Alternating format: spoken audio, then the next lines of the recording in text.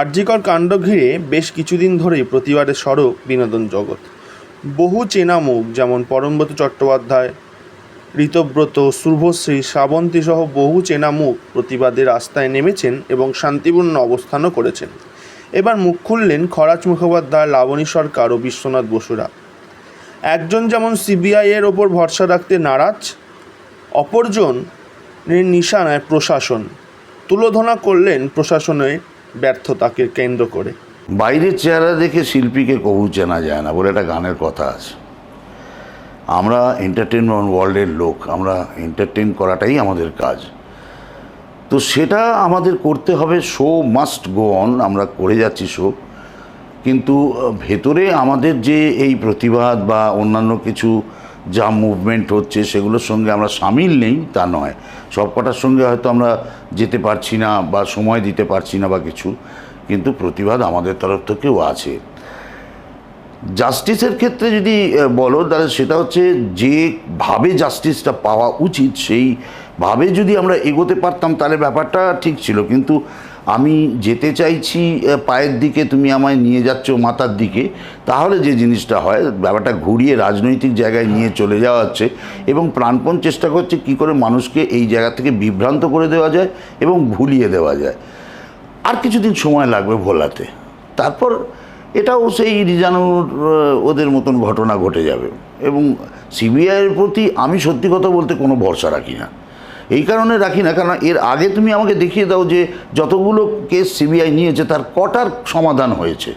তাই ওটা মানে গুয়ে রেপিট আর ওপিট, ওটা নতুন কিছু ঘটনা ঘটে না।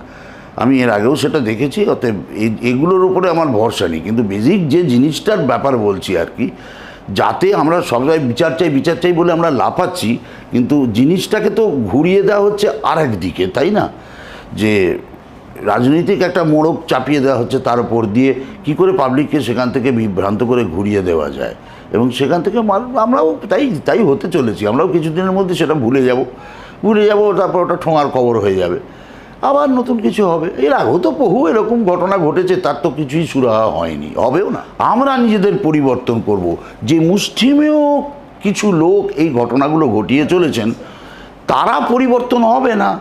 আর আমরা প্রাণপণ জাস্টিস চাই করবো। যখন জাস্টিসের জন্য যাব, যদি তার মাথায় কোনো রকম রাজনৈতিক হস্তক্ষেপ থাকে, যে তাদের উপরে কোনো এরকম হস্তক্ষেপ থাকে, তাহলে পরে সবসময় চেষ্টা করা হবে ওদিকে দেখবেন না দাদা, এদিকে দেখুন। এবং সেটাই করা হচ্ছে। অতএব বিভ্রান্ত হতেই থাকবো আমরা।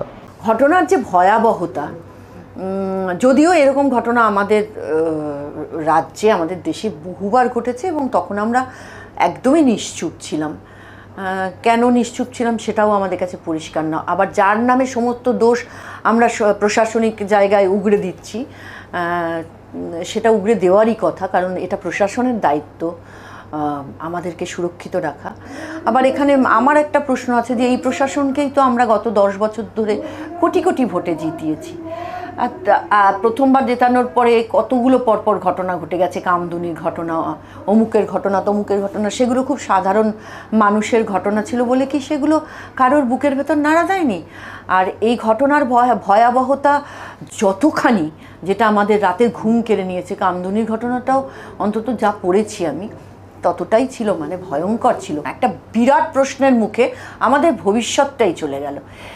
এই প্রশ্নের মুখে যাওয়া কি উচিত ছিল আমাদের? যেখানে সমস্ত দিকে, সমস্ত জায়গায় আজকাল সারা পৃথিবী জুড়ে, ওখানে সুনিতা উইলিয়ামস এখনও বসে আছেন স্পেস সেন্টারে, সেখানে এটা কি আমাদের প্রাপ্য ছিল? আমার ভালো লাগছে না প্রশ্নটা তুমি করেছো, আমি বললাম কিন্তু ভালো লাগছে না, কিছু বুঝতে পারছি না। আমার বোঝা ভাবার বাইরে আর একটা জগৎ বলে মনে হচ্ছে।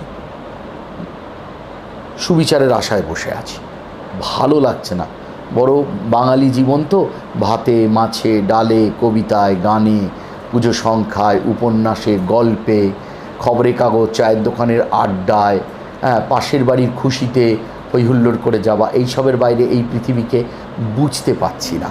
যেসব কথা টেলিভিশনের পর্দায়, রাস্তাঘাটে সব শুনি, সেগুলো আমার মতো একজন সাধারণ মানুষের ক্ষেত্রে মানে বুঝতে পারি না। মানে ভয় পাবো নাকি রাগ হবে, মানে প্রতিবাদে গিয়েছিলাম সবেতেই, মিটে যাক না, তাহলে একটা বিচার পাক না, একটা দৃষ্টান্ত তৈরি হোক না, যাতে আর কোনো মানুষ সাহস না করে এরকম কাজ করতে।